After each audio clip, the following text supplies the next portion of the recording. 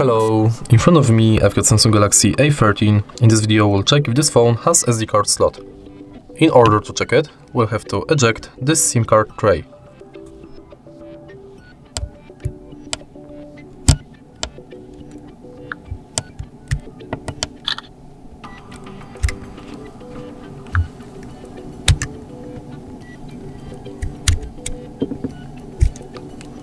And as you can see, this phone does have SD card slot.